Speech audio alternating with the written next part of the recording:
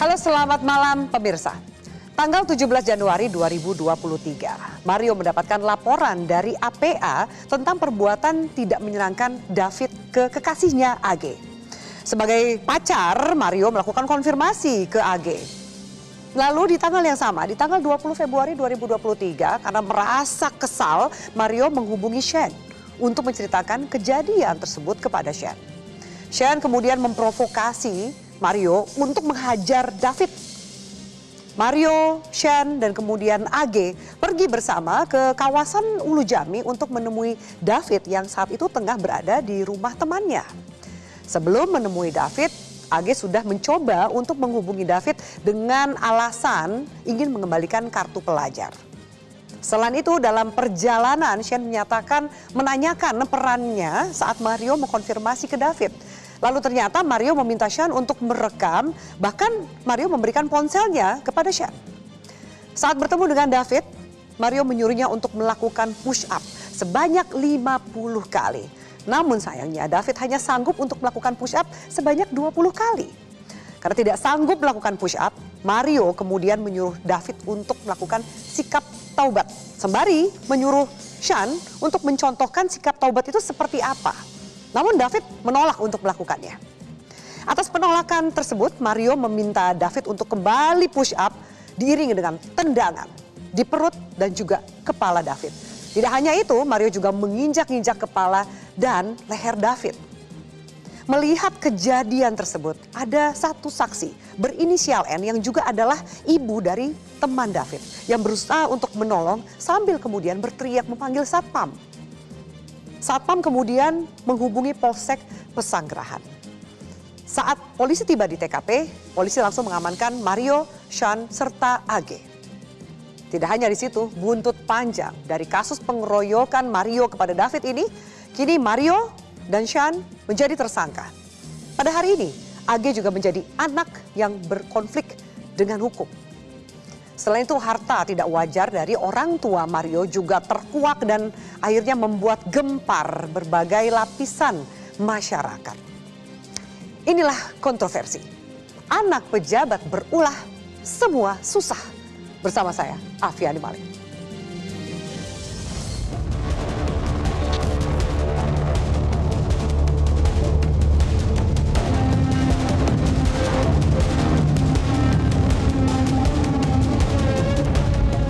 Ada perubahan status dari AG yang awalnya adalah anak yang berhadapan dengan hukum, berubah menjadi atau meningkat statusnya menjadi anak yang berkonflik dengan hukum, atau dengan kata lain berubah menjadi pelaku.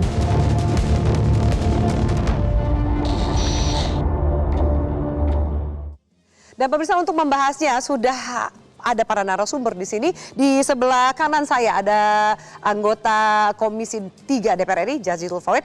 Bang Jazilul, selamat malam. Gus, apa kabar? Selamat malam. Terima kasih sudah hadir. Lalu kemudian juga ada kuasa hukum dari Shane, Lindung Sihombing. Bang Lindung Sihombing, selamat malam. Selamat malam, Bu. Baik, di sebelah kiri saya sudah ada kriminolog Adrianus Meliala. Bang Adrianus, selamat malam. Terima kasih diundang. Sama-sama Bang Adrianus. Kemudian juga ada kuasa hukum dari keluarga David, Melisa Anggraini. Mbak Lisa, selamat malam. Selamat malam. Dan juga ada pengamat sosial Devi Rahmawati. Mbak Devi, selamat malam. Oke, terima kasih para narasumber sudah hadir. Kita masih menantikan kehadiran dari kuasa hukum Mario yang akan bergabung bersama kita sesaat lagi. Di sini ada kuasa hukum dari Shane. Saya akan tanyakan kepada Anda dulu, Bang Lindung. Sebenarnya ya, masyarakat masih penasaran loh Bang Lindung, apa sih yang didapat, informasi yang didapatkan oleh Mario, dan itu juga sempat mungkin diceritakan dari Mario ke Shane, soal apa yang dilakukan oleh David sampai Mario begitu marah dan melakukan penganiayaan yang mengakibatkan David menjadi koma. Sebelum saya menjawab pertanyaan itu ya, saya mewakili dari Shane dan keluarga meminta maaf kepada keluarga, David juga, doa dari keluarga dan kami kuasa hukum, semoga David cepat lekas sembuh. Amin. Yang mau saya tanggapi adalah, sebelum sampai ke sana menurut saya mau koreksi dulu tadi kata-kata pembuka dari pembawa acara. Adanya provokasi. Itu bukan dari saya, itu adalah versi press conference dari Jakarta Selatan, Polres Jakarta Selatan. Nah, Yang kami lihat ya, pemberitaan yang terjadi tentang kejadian ini khususnya kepada Sen tidak sesuai dengan fakta yang sebenarnya menurut Persisen. Yang sebenarnya seperti apa? Nah, kalau menurut Persisen seperti ini. Ini Sen ini kan anak yatim, ibunya udah meninggal, dan kehidupan keluarga ini adalah kehidupan yang sangat sederhana. Pada waktu kejadian, si Mario kan telepon si Sen, mau mengajak dia ke Lebak Bulus. Si Sen tidak bisa. Karena apa? Dia kehabisan kartu Transjakarta. Ditawarkan lagi, udah kamu saya jemput naik Gojek, nggak usah. Kalau gitu saya jemput aja lah ya. Datang dia jemput pakai rubukan ke rumahnya, ngikutlah ke mobil. Nah, dalam mobil si Mario bercerita tentang kejadian yang dialami oleh pacarnya si AG. Itu ditanyakan kepada si Sen. Kalau kamu digituin, apa sih pendapatmu? Ya si Sen bilang, saya marah lah. Hanya sebatas digituin tuh diapain? Apa sih ceritanya? Itu pertanyaan yang begini nih, jawab. saya tidak akan mengungkapkan hal itu di sini nih, karena si Sen pun tidak secara gamblang menyampaikan itu. Jadi nanti ya biarlah itu nanti lebih tepat menurut saya dari pihak Mario yang menyampaikan itu. Karena perkataan dari sini ke sini nanti kan jadi bias kan. Jadi saya tidak akan bisa menyampaikan itu apa yang terjadi sebenarnya tentang itu. Jadi lebih supaya memang kontroversi ini bisa mengungkap itu, lebih tepat menurut saya Mario. Tidak ada provokasi dari Sean? Tidak ada, saya tegaskan ya. Bagaimanalah seorang si Sen yang keluarga tidak mampu, anak yatim, bisa memprovokasi si Mario dengan status sosial seperti itu. Sebagaimana mungkin dari kata-kata ini, kalau begini aku marah lah, sebatas apa provokasinya? Justru saya berpikir begini, sebelum dia menjemput si Sen, niat itu sudah ada. Kenapa? Oh, jadi niat Mario itu? Menurut saya, menurut Anda? Menurut saya, dan klien saya juga nggak tahu bahwa akan terjadi akan pemukulan itu. Waktu di mobil dikatakan kau pegang aja, saya nanti akan meminta penjelasan dari si Dapi. Menurut Anda berarti Kapolres Jakarta Selatan melakukan salah statement atau kebohongan publik? Nah, itulah karena dia yang mengatakan Sean melakukan provokasi kepada Mario. Inilah yang berbeda penafsiran itu yang mau kita lihat. Dari versi mana Polres Jakarta Selatan mendapatkan itu? Apakah itu dari keterangan daripada si Mario? Jadi begini nih, kalau ada kata-kata provokasi, semestinya kita kan harus bisa menganalisa siapa sih yang memprovokasi, kepada siapa sih diprovokasi, apa sih bentuknya, apakah kata-kata ini bisa membentuk sebuah provokasi? Mestinya kan begitu. Bang Lino, supaya ini clear ya, kita ingatkan juga pemirsa, kita simak bersama-sama statement berikut ini. Ya, baik. Tersangka MDS emosi, kemudian tersangka S menjawab, gua kalau jadi lu pukulin aja, itu parah Den. Dia si Sen tidak mau, si Dendinya langsung menjemput pakai Rubicon itu. Jadi dia berada di bawah kendali, di bawah kendali dari si Dendi. Nah, saya ulang ya, gua kalau jadi lo, gua pukulin aja. Nah, mungkin itu menurut pihak Kapolres Jakarta Selatan adalah bentuk provokasi. Apakah itu kalimat yang disampaikan oleh Sean kepada Mario? Kalau bukan gue marah seperti saya pernah kalau dari keterangan dari Sen ke tim kita, tidak ada kata-kata dipukuli.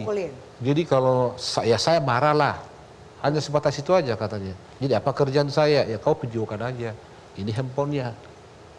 Nah, kalau dikatakan masalah pembiaran, menurut saya juga kita akan... Ini yang ngaco pengakuan Sean ke polisi atau polisinya yang ngaco di preskon?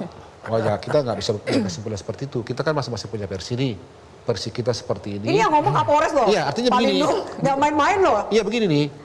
Dalam sebuah pembuktian itu kan, kata si A, kata si B, kata si ini, ya kan. Jadi kan saya kan muncul di sini kan sebagai kuasa hukum Sen.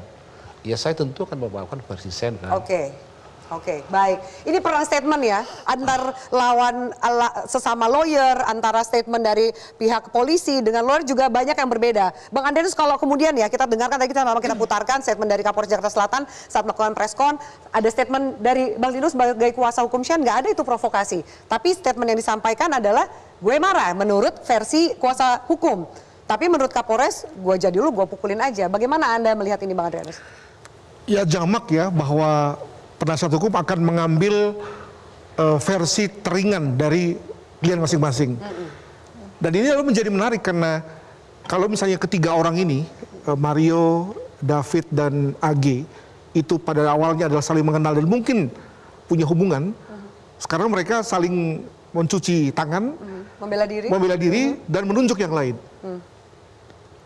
Bayangkan anak-anak ya, masih anak-anak nih gitu ya, tapi sudah harus berada dalam situasi dewasa di mana harus mementingkan situasi sendiri, karena kalau tidak lalu kemudian dia akan dikenakan pasal terberat begitu ya. Dan lalu menunjuk orang lain. Jadi andaikan saja anak-anak ini kemudian pada awalnya tahu situasi seperti itu, mestinya sih dia akan berpikir jauh ya. Begitu.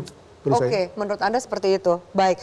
Bang Lindung, lalu peran berikutnya dari Sean, merekam. Nah, Sen merekam tentu atas permintaan daripada Mario. Saya mau menjelaskan seperti ini sebenarnya. Kan ini kan perbedaan taraf sosial. Kita kan juga kan berteman, bukan? Kalau kita langsung tarik ke diri kita masing-masing dulu. Kalau status sosial berteman kita, tentu aura kita juga berbeda menghadapi perbedaan-perbedaan seperti ini. Karena apa? Pertemanan antara si Mario dan si Sen ini. Si Sen ini adalah orang yang penurut, yang disuruh-suruh. Karena seperti yang saya ceritakan tadi. Nah, setelah dia di video, waktu di dalam mobil, hanya untuk menjelaskan menurut Mario tentang kejadian itu. Kamu rekam aja. Ya dia rekam. Nah, pada waktu kejadian, kan si Mario suruh si David push up. Sampai 50 kali, kan tidak kuat. Pada sisi itu, si Sen bilang, karena posisi tangannya begini, datang si Sen bantuin si David. Nggak usah kayak begitu push up-nya, gini aja. Bercepat. Marah si Mario. Marah Marionya. Nah, karena kejadian ini, ya si David mundur. Terjadilah pemukulan itu kan, kalau saya menurut keterangannya kan cepat itu, Mbak. Artinya nggak ada sampai berapa menit. Jadi dia juga kaget-kaget juga. Ada upaya nggak sih Sean yang melihat kejadian itu? Nendang kepala, nendang leher tuh nggak menghentikan. Setelah kejadian itu, setelah dilihat bahwa pemukulan itu udah kelewatan, kok jadi kayak begini, langsung ini apanya diputari si Davidnya sekali, diputari untuk menghalanginya. Hanya sebatas itu sebenarnya. Dia sendiri juga kaget. Kenapa jadi seperti ini? Kira-kira begitu. Oke, baik. Saya minta tanggapan dari Mbak Lisa sebagai kuasa hukum dari David dan juga keluarganya gitu. Apa tanggapan dari pihak keluarga ketika sama mungkin tanggapan dari Bang Adrianus? Akhirnya semua punya versi masing-masing. Bahkan dalam preskon tadi sore mengatakan para tersangka saksi ini berbohong saat dilakukan penyelidikan awal. Tanggapan Mbak Lisa seperti apa? Iya, terima kasih Mbak. Jadi menurut saya sekarang kan muncul narasi-narasi baru ya. Dari mulai tanggal 23 Februari 2023, kemudian 24 Februari itu kan dari 2 konferensi pers yang dilakukan oleh Kapolres saja berbeda-beda gitu, berdasarkan keterangan orang-orang yang masih sama sebenarnya. Nah, buat kami adalah ya silahkan saja membangun narasi-narasi itu, sepanjang bisa dibuktikan ya silahkan. Karena pada akhirnya nanti fakta-fakta rekaman CCTV saksi yang ada di lokasi atau di TKP akan menjelaskan gitu. Buat kami fakta yang paling tidak bisa dibantah hari ini itu adalah yang pertama, dari tanggal 20 Februari 2023 sampai hari ini 11 hari totalnya Mbak. 11 hari David terbaring di ruang ICU, tidak sadarkan diri. 2 hari pertama dia di ruangan ICU, kejang-kejang, badannya sampai diikat. Kita membayangkan penganiayaan seberat apa, sekeji apa yang dialami oleh David. Sampai hari ini 11 hari total, dia masih dalam kondisi tidak sadar. Itu fakta yang pertama. Yang kedua, bahwa rekaman yang ada, yang merekam kejadian di TKP itu tersebar ramai di media sosial, itu fakta. Ya, mungkin para kuasa hukum juga pasti udah lihat video itu.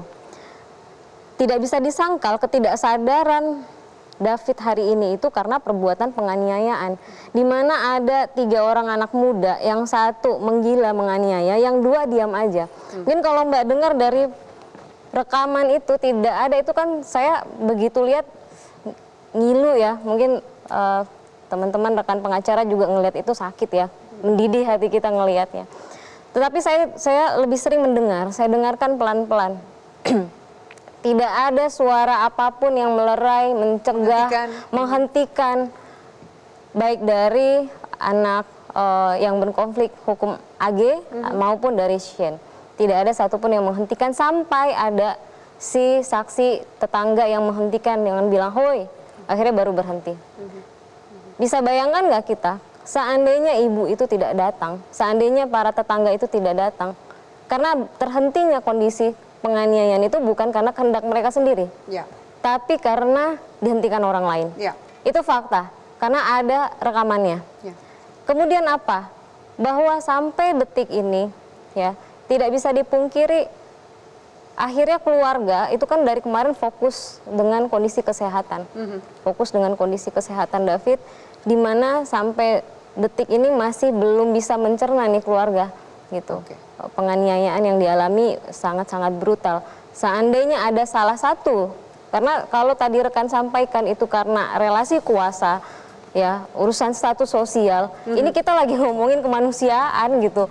Semua status sosial itu juga punya rasa kemanusiaan. Di mana hati Iya. orang yang menyaksikan itu? Gitu. Oke. Kita hidup nggak dalam kebaikan tapi nggak juga dalam kemanusiaan, kan rasanya bagaimana? Oke. Saya rasa begitu. Oke, baik. Soal relasi kuasa ini saya minta tanggapan dari Mbak Devi. Namun juga di sini ada perwakilan dari Komisi 3, Bang Jazilul. Sejauh apa sih Komisi 3 nanti mengawal kasus ini? Kita bahas usai jeda berikut ini. Pemirsa tetaplah bersama kami.